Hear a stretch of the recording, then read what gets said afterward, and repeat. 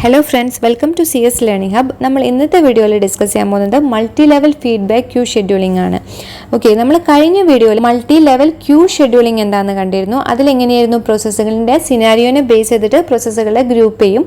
അതിൽ ഓരോ പ്രോസസ്സിൻ്റെ ഗ്രൂപ്പിന് നമ്മൾ ഒരു സെപ്പറേറ്റ് റെഡി ക്യൂ ആയിരിക്കും മെയിൻറ്റെയിൻ ചെയ്യും. പക്ഷേ അതിൽ സ്റ്റാർവേഷൻ ഇഷ്യൂ ഒക്കർ ചെയ്യുമെന്ന് പറഞ്ഞിരുന്നു.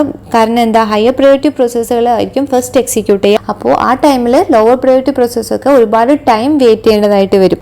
ആ ഒരു ഇഷ്യൂ സോൾവ് ചെയ്യാനാണ് നമ്മൾ multi level feedback queue scheduling നമ്മൾ ഇംപ്ലിമെൻറ്റ് ചെയ്തത്.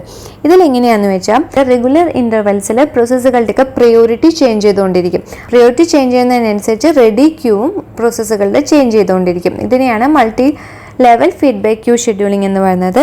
ഇപ്പോൾ നിങ്ങൾക്ക് എക്സാമ്പിൾ വെച്ച് എക്സ്പ്ലെയിൻ ചെയ്താൽ കൂടുതൽ മനസ്സിലാവും. ഇവിടെ ഈ എക്സാമ്പിളിൽ നമുക്ക് കാണാം, ഈ എക്സാമ്പിളിൽ 3 ക്യൂ ഉണ്ട് അല്ലേ, 3 റെഡി ക്യൂ ഉണ്ട്, Q1, Q2, Q3. അതിൽ Q1 യൂസ് ചെയ്തിരിക്കുന്നത് റൗണ്ട് റോബിൻ ഷെഡ്യൂളിംഗ് ആണ്. അതിൻ്റെ ടൈം ക്വാണ്ടം 2 യൂണിറ്റ്സ് ആണ്. ഓക്കെ, പക്ഷേ ഇവിടെ Q2 സെയിം അൽഗോരിതം തന്നെയാണ് യൂസ് ചെയ്യുന്നത്, പക്ഷേ അതിൻ്റെ ടൈം ക്വാണ്ടം എന്ന് പറയുന്നത് 8 യൂണിറ്റ് ആണ്. ലാസ്റ്റ് ലോവർ പ്രയോറിറ്റി പ്രോസസ്സുകളൊക്കെ FCFS ഓർഡറിലായിരിക്കും എക്സിക്യൂട്ട് ചെയ്യുക. ഇനി ഇവിടെ എങ്ങനെയാണ് എക്സിക്യൂഷൻ നടക്കുന്നത് നമുക്ക് നോക്കാം.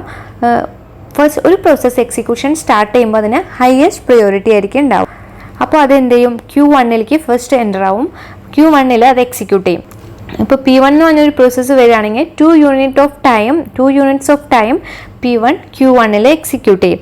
എക്സിക്യൂട്ട് ചെയ്ത് കഴിഞ്ഞ് ഇപ്പോൾ P1 ടാസ്ക് കംപ്ലീറ്റ് ചെയ്താൽ അതിൻ്റെ പ്രയോറിറ്റി ചേഞ്ച് ആവില്ല. പക്ഷേ ഈ 2 യൂണിറ്റ് ഓഫ് ടൈമിൽ P1 ടാസ്ക് കംപ്ലീറ്റ് ചെയ്തില്ലെങ്കിൽ അതിൻ്റെ പ്രയോറിറ്റി റെഡ്യൂസ് ആവും. ദെൻ അത് Q2 P1 എന്ന് പറഞ്ഞ പ്രോസസ്സ് Q2 ഷിഫ്റ്റ് ചെയ്യും. Q2 അത് വീണ്ടും എക്സിക്യൂട്ട് ചെയ്യും. Q2 ടൈം ക്വാണ്ടം എത്രയാണ്, 8 യൂണിറ്റ് ഓഫ് ടൈമാണ് Q1 ടൈം ക്വാണ്ടം എന്ന് പറയുന്നത്. അത്രയും ടൈം അത് എക്സിക്യൂട്ട് ചെയ്യും. അത് കഴിഞ്ഞിട്ടും അതിൻ്റെ ടാസ്ക് കംപ്ലീറ്റ് ചെയ്തില്ലെങ്കിൽ Q3 ഷിഫ്റ്റ് ആവും.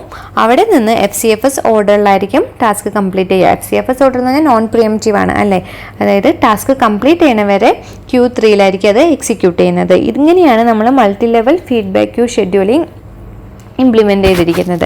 അപ്പോൾ ഇവിടെ സ്റ്റാർവേഷൻ എന്ന് പറഞ്ഞ ഒരു ഇഷ്യൂ വരുന്നില്ല, എല്ലാ പ്രോസസ്സുകളും എക്സിക്യൂട്ട് ചെയ്യാനുള്ള ചാൻസ് കിട്ടുന്നുണ്ട്. പക്ഷേ ഇതിലൊരു പ്രോബ്ലം എന്താണെന്ന് വെച്ചാൽ, നമ്മൾ പറഞ്ഞു ലോവർ പ്രയോറിറ്റി ക്യൂവിൽ ഉള്ള പ്രോസസ്സുകളൊക്കെ ഒരുപാട് ടൈം വെയിറ്റ് ചെയ്യേണ്ടതായിരിക്കും. കാരണം ഹയർ പ്രയോറിറ്റി പ്രോസസ്സ് എക്സിക്യൂട്ട് ചെയ്തിട്ടാണ് ലോവർ പ്രയോറിറ്റി എക്സിക്യൂട്ട് ചെയ്യുള്ളൂ എന്ന് പറഞ്ഞു. അതുകൊണ്ട് തന്നെ ലോവർ പ്രയോറിറ്റി ക്യൂവിൽ സ്റ്റാർവേഷൻ ഇഷ്യൂ ഉണ്ടാവാനുള്ള ചാൻസ് ഉണ്ട്. അപ്പോൾ അങ്ങനെയുള്ള ഒരു പ്രോബ്ലത്തിനെ അവോയ്ഡ് ചെയ്യാൻ വേണ്ടിയിട്ടുള്ള ഒരു സൊല്യൂഷനാണ്. അതെന്താണെന്ന് വെച്ചാൽ റെഗുലർ ഇൻ്റർവെൽസിൽ എല്ലാ പ്രോസസ്സുകളുടെയും പ്രയോറിറ്റി നമ്മൾ ബൂസ്റ്റ് ചെയ്തിട്ട് വരാം. അപ്പോൾ ലോവർ പ്രയോറിറ്റി ക്യൂവിലുള്ള ഒരു പ്രോസസ്സ് റെഗുലർ ഇൻ്റർവെൽസ് കഴിയുമ്പോൾ ഹയർ പ്രയോറിറ്റി പ്രോസസ്സായിട്ട് മാറും. ദെൻ അത് എക്സിക്യൂട്ട് ചെയ്യുന്നത് ഹയർ പ്രയോറിറ്റി പ്രോസസ്സിൻ്റെ ക്യൂവിലായിരിക്കും. അപ്പോൾ ഇങ്ങനെ നമുക്ക് അതിനുള്ളൊരു സൊല്യൂഷൻ ഉണ്ട്. ഇതാണ് നമ്മൾ multi level feedback queue scheduling